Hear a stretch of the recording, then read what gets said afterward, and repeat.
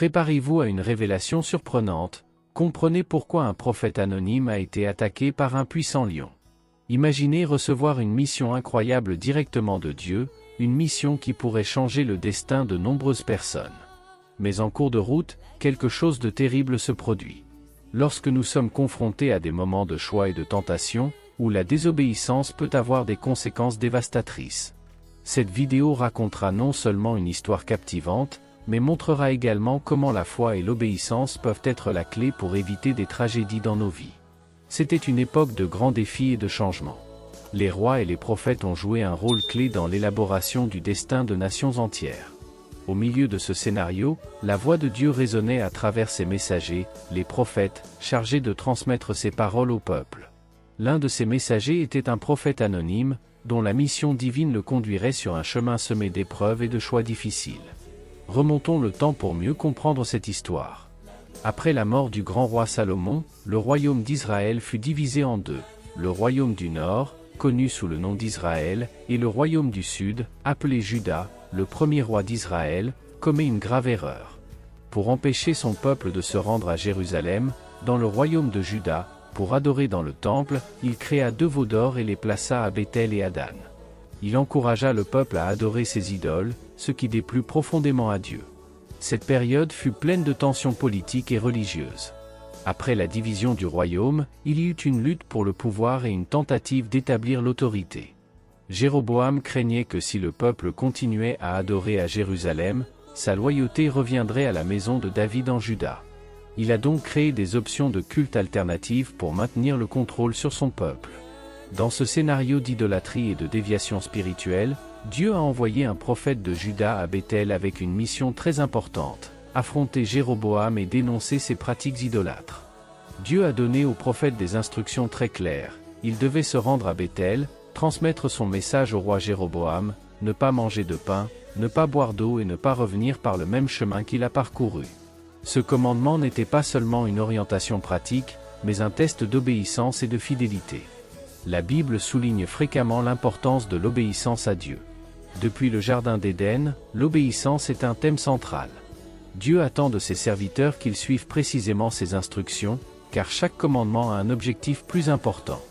Dans le cas du prophète, l'ordre de ne pas manger, boire ou revenir de la même manière symbolisait sa séparation du péché et de l'idolâtrie qui était présent à Béthel. Il savait qu'il accomplissait la volonté de Dieu et que son obéissance était fondamentale. En arrivant à Béthel, le prophète trouva le roi Jéroboam devant l'autel, prêt à offrir un sacrifice au veau d'or. Sans hésitation, le prophète proclame le message de Dieu. « Autel, autel, ainsi parle l'Éternel, à la maison de David naîtra un fils, nommé Josia. Il sacrifiera sur toi les prêtres des autels idolâtres, qui brûlent de l'encens sur toi, et des ossements humains seront brûlés sur toi. » Cette prophétie était une attaque directe contre les pratiques idolâtres de Jéroboam. Pour prouver que ces paroles étaient vraies, le prophète annonça un signe immédiat. Cet autel se brisera et les cendres qui sont dessus se répandront. Au même instant, l'autel se fendit en deux et les cendres se dispersèrent, exactement comme l'avait prédit le prophète. Jéroboam, furieux, étendit la main contre le prophète et ordonna son arrestation. Mais soudain, la main du roi se dessécha et il ne put la bouger. Effrayé, Jéroboam a supplié le prophète de prier Dieu de lui rendre la main. Le prophète a prié et la main du roi a été guérie. Même face à ce miracle, Jéroboam ne s'est pas complètement repenti de ses péchés. Le prophète refusa l'offre d'hospitalité de Jéroboam, se souvenant de l'instruction divine de ne pas manger de pain, de ne pas boire d'eau et de ne pas revenir par le même chemin. Il quitta Béthel rapidement, suivant fidèlement le commandement de Dieu. Sur le chemin du retour, un vieux prophète de Béthel entendit parler des exploits de l'homme de Dieu et décida de le retrouver. Il monta sur son âne et alla à la rencontre du prophète de Juda, le trouvant assis sous un chêne. Le vieux prophète s'approcha du prophète de Juda et lui demanda « Es-tu l'homme de Dieu venu de Juda ?» Le prophète répondit affirmativement et le vieux prophète l'invita à retourner à Béthel et à manger du pain avec lui. Le prophète de Juda refusa, expliquant le commandement divin qu'il reçut « Je ne peux pas revenir avec vous, ni entrer avec vous. Je ne mangerai pas de pain ni ne boirai d'eau dans ce lieu, car la parole de l'Éternel me l'a ordonné. » Cependant, le vieux prophète insista en disant « Je suis aussi un prophète comme toi, et un ange m'a dit sur l'ordre du Seigneur de le ramener chez moi afin qu'il mange du pain et boive de l'eau. Malheureusement, le vieux prophète mentait, mais le prophète de Juda crut à ses paroles et céda à l'invitation, désobéissant ainsi à l'ordre direct de Dieu. Certaines interprétations suggèrent que le vieux prophète voulait tester l'authenticité de la prophétie du prophète de Juda. D'autres indiquent qu'il aurait pu être envieux ou jaloux de l'autorité et de la mission du prophète de Juda, le conduisant à mentir et à éloigner le prophète. Son chemin. Le vieux prophète, vivant à Béthel, était probablement au courant des pratiques idolâtres promues par le roi Jéroboam. Sa décision de tromper le prophète de Juda pourrait refléter un mélange de motivations, notamment la curiosité quant aux conséquences de la désobéissance à Dieu ou une tentative de réaffirmer sa propre pertinence en tant que prophète. En emmenant le prophète de Juda chez lui, le vieux prophète s'est engagé par inadvertance dans un acte qui attirait la colère de Dieu sur le prophète de Juda. La relation entre les deux prophètes est complexe. Le vieux prophète, malgré ses actions trompeuses, était aussi un serviteur de Dieu. Sa tromperie a eu de graves conséquences pour le prophète de Juda, mais elle a également servi de test de foi et d'obéissance. Alors qu'ils étaient dans la maison du vieux prophète, la parole du Seigneur fut adressée au vieux prophète, condamnant le prophète de Juda. Parce que tu as désobéi à la parole du Seigneur et que tu n'as pas observé le commandement que le Seigneur ton Dieu t'a donné, mais si tu es retourné manger du pain et boire de l'eau à l'endroit où il lui avait dit de ne pas manger ni boire, son corps ne sera pas enterré dans le tombeau de ses ancêtres. Ces paroles furent un coup dévastateur. Le prophète de Juda avait échoué dans sa mission d'obéir pleinement à Dieu et allait maintenant faire face au châtiment divin. Après le repas, il monta sur son âne et partit, conscient que sa désobéissance ne passerait pas inaperçue. Sur le chemin du retour, un lion est apparu sur la route, manifestation directe de la colère de Dieu. La présence du lion n'était pas une coïncidence, mais un symbole du jugement divin. Dans la Bible, le lion symbolise souvent la puissance et la justice divine. Le prophète était seul et vulnérable, et le lion était une force de jugement implacable. En voyant le lion, le prophète a dû ressentir une profonde peur et une compréhension immédiate de la gravité de sa désobéissance. Le comportement du lion, qui n'a pas dévoré le corps du prophète ni attaqué son âne, était un témoignage clair que la mort du prophète était un acte de justice divine. Cet événement a été observé par des passants perplexes devant la vue du lion et de l'âne à côté du corps intact du prophète. Dans la Bible, le lion a plusieurs connotations. Par exemple, dans 1 Pierre chapitre 5, verset 8, nous lisons « Soyez sobres et vigilants, car votre adversaire le diable se promène comme un lion rugissant, cherchant qui il dévorera. » Ici, le lion symbolise le danger et la vigilance face au mal. Dans d'autres passages, le lion représente la force et la majesté de Dieu. Le lion qui a tué le prophète a non seulement accompli un jugement, mais a également démontré la puissance indéniable de Dieu sur toutes les créatures et sur toutes les circonstances. D'autres passages bibliques mentionnent les lions dans des contextes qui renforcent ces thèmes. Dans Daniel, chapitre 6, Daniel est jeté dans la fosse aux lions, mais est protégé par Dieu, démontrant ainsi l'autorité divine sur les créatures dangereuses et la justice de Dieu en protégeant les innocents. Dans Juges, chapitre 14, versets 5 et 6, Samson fait face à un lion doté de la force de l'Esprit du Seigneur, symbolisant la puissance divine accordée à ses serviteurs. La présence du lion sur le chemin du prophète de Juda est un rappel visuel et puissant de la justice et de la puissance de Dieu. Cet événement n'était pas un accident, mais une exécution délibérée d'un jugement divin, démontrant que Dieu contrôle toutes choses et utilise même la nature pour accomplir sa volonté. L'attaque du lion fut rapide et meurtrière. Le lion a tué le prophète de Juda, mais curieusement il n'a pas dévoré son corps ni attaqué son âne. Ce comportement inhabituel était un signe clair d'une intervention divine. Le lion restait à côté du cadavre, avec l'âne, comme un témoignage silencieux de la justice de Dieu. Cet événement extraordinaire a attiré l'attention des passants. Ils virent ensemble le corps du prophète, le lion et l'âne, et répandirent la nouvelle à Béthel. La scène était un puissant rappel de la puissance de Dieu et des conséquences de la désobéissance. Le lion, qui agirait normalement comme un prédateur, était sous le contrôle de Dieu, démontrant ainsi son autorité absolue. L'impact visuel et émotionnel de ce scénario a été important. Les personnes qui ont été témoins de l'événement ont compris que la mort du prophète de Juda n'était pas un simple accident, mais un jugement direct de Dieu. Lorsque le vieux prophète apprit la mort tragique du prophète de Juda, il fut profondément marqué. Il a reconnu sa responsabilité dans la désobéissance du prophète et a réfléchi aux graves conséquences de ses actes. Bien qu'il ait menti au prophète, le vieux prophète était aussi un serviteur de Dieu et comprenait la gravité du jugement divin. Il se rendit à l'endroit où se trouvait le corps du prophète, le récupéra et le rapporta à Béthel. Le vieux prophète a enterré le prophète de Juda dans son propre tombeau, un acte qui symbolisait le respect et la repentance. Lors de l'enterrement, il a déploré « Ah, mon frère », exprimant ses remords pour la tragédie qui s'était produite. L'impact des actions du vieux prophète est multiforme. Non seulement il a provoqué la désobéissance du prophète de Juda, mais il a également été contraint de faire face aux conséquences de ses propres mensonges. Le repentir et les lamentations du vieux prophète indiquent une prise de conscience tardive mais sincère de son rôle dans la tragédie. Il a reconnu la gravité du fait d'égarer quelqu'un du chemin de l'obéissance à Dieu et la responsabilité qui découle du fait d'être un porte-parole de Dieu. La décision du vieux prophète d'enterrer le prophète de Juda dans son propre tombeau et de demander à être enterré à côté de lui à sa mort, renforce l'idée qu'il éprouvait un profond regret et voulait, d'une manière ou d'une autre, réparer le mal qu'il avait causé. Ce dernier geste de respect et de reconnaissance de la mission du prophète de Juda montre que, malgré ses mauvaises actions, le vieux prophète avait toujours un profond respect pour le mandat divin. Le vieux prophète, en enterrant le prophète de Juda, reconnaissait également le caractère sacré et l'importance de sa mission. Il savait que, malgré sa désobéissance, le prophète de Juda avait été choisi par Dieu pour une tâche cruciale. Cet acte d'enterrer le prophète dans son propre tombeau peut être vu comme une forme de pénitence, une tentative d'honorer celui qui l'avait égaré. L'enterrement du prophète de Juda fut un moment de réflexion et de tristesse.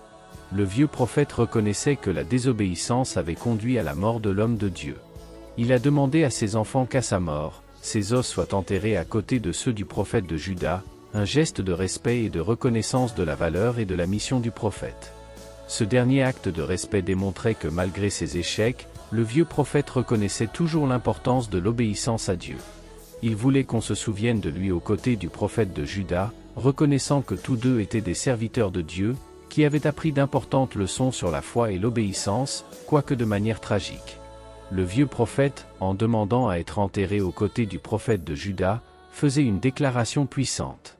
Il reconnaissait que malgré ses défauts, il considérait toujours le prophète de Juda comme un véritable serviteur de Dieu, digne d'être rappelé avec honneur. Ce geste peut aussi être vu comme une tentative d'épargner sa culpabilité et d'honorer la mémoire du prophète qu'il avait égaré. De plus, la décision du vieux prophète d'être enterré aux côtés du prophète de Juda peut être considérée comme une tentative de s'associer au destin du prophète, reconnaissant qu'il partageait un lien profond en tant que serviteur de Dieu. Ce choix d'inhumation commune est un symbole de réconciliation et d'acceptation des conséquences de leurs actes. L'enterrement commun des deux prophètes reflète également une vision de rédemption et de pardon. Même si le prophète de Juda a désobéi et que le vieux prophète a menti, les deux se souviennent ensemble, suggérant une complexité dans la relation entre la justice, la miséricorde et le pardon divin. C'est un rappel que tous les serviteurs de Dieu, malgré leurs défauts, ont leur place dans le récit plus large de la foi et de l'obéissance. L'histoire du prophète de Juda et du lion est un puissant rappel de l'importance de l'obéissance à Dieu. Elle nous enseigne que désobéir à ses ordres peut avoir des conséquences graves et inattendues. Le récit met chacun de nous au défi de réfléchir à ses propres choix et à l'importance de suivre fidèlement la direction divine. De plus, l'histoire met en évidence la nécessité d'un discernement spirituel. Le prophète de Juda a été trompé par un autre prophète, ce qui souligne l'importance de rechercher la confirmation directe de Dieu dans nos décisions. La foi et l'obéissance à Dieu doivent être fondées sur une relation personnelle et directe avec lui, sans intermédiaires qui peuvent nous détourner du droit chemin. Ce récit biblique ne concerne pas seulement l'histoire ancienne, ces leçons sont applicables aujourd'hui. Il nous rappelle que nous devons être vigilants dans notre foi, obéissant aux commandements divins et prudents dans nos choix. L'obéissance à Dieu ne consiste pas seulement à suivre des règles, mais à lui démontrer notre confiance et notre loyauté. Les motivations et les actions du vieux prophète nous enseignent les conséquences de s'éloigner de la foi et l'importance de dire la vérité, en particulier en matière spirituelle. Son histoire nous rappelle que nous avons tous la responsabilité mutuelle de nous guider mutuellement vers la vérité et la justice. Le symbolisme du lion tout au long de la Bible renforce encore la profondeur de cette histoire. Le lion, symbole de la puissance et de la justice divine, illustre comment Dieu peut utiliser même les forces de la nature pour accomplir ses desseins. Dans plusieurs passages, le lion est utilisé pour représenter à la fois la majesté et le jugement de Dieu, montrant qu'il contrôle toutes choses et que ses décisions sont définitives et justes. L'histoire du prophète de Juda et du lion nous met au défi d'examiner nos propres vies et de réfléchir à nos choix et à notre obéissance à Dieu. C'est un appel à être fidèle, perspicace et obéissant, en faisant toujours confiance à la direction divine, même lorsque les pressions et tentations extérieures nous entourent. L'obéissance à Dieu est un chemin de foi, de confiance et de respect, et cette histoire nous rappelle avec force l'importance de suivre fidèlement sa parole. Pour bien comprendre le contexte de cette histoire, il est crucial d'étudier la figure de Jéroboam et ses pratiques idolâtres. Jéroboam, comme mentionné précédemment, fut le premier roi du royaume du nord d'Israël après la division du royaume. Il s'est d'abord distingué comme un leader compétent et ambitieux. Cependant, sa quête de pouvoir et de contrôle l'a amené à prendre des décisions qui ont détourné le peuple d'Israël des voies de Dieu. Jéroboam fut choisi par Dieu pour diriger les 10 tribus du nord, mais son insécurité et sa peur de perdre le pouvoir l'amenèrent à s'écarter des commandements divins. Il dressa 2 veaux d'or, l'un à Béthel et l'autre à Dan, en disant au peuple, « Voici tes dieux, ô Israël, qui t'a fait sortir d'Égypte. » Cette action n'était pas seulement une forme d'idolâtrie, mais aussi un défi direct au caractère central du Temple de Jérusalem en tant que seul lieu de culte légitime. L'introduction de ces veaux d'or a eu un impact dévastateur sur le royaume d'Israël. Premièrement, cela a détourné l'attention du peuple de l'adoration du vrai Dieu, qui avait libéré ses ancêtres d'Égypte, vers des idoles fabriquées par des mains humaines. Deuxièmement, cela a créé un précédent de syncrétisme religieux, où les pratiques païennes se mêlaient à la foi israélite. Troisièmement, cela a créé une division religieuse entre le royaume du Nord et le royaume du Sud, consolidant ainsi la séparation politique et spirituelle entre les deux nations. La décision de Jéroboam d'instituer ces idoles avait également des implications politiques. Il a nommé des prêtres qui n'étaient pas de la tribu de Lévi, brisant ainsi la tradition et les commandements de Dieu concernant ceux qui devaient servir comme prêtres.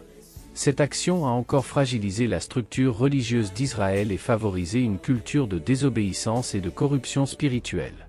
Jéroboam instituait également des fêtes religieuses à des dates autres que celles ordonnées par Dieu, créant ainsi un calendrier parallèle qui rivalisait avec les festivités divines.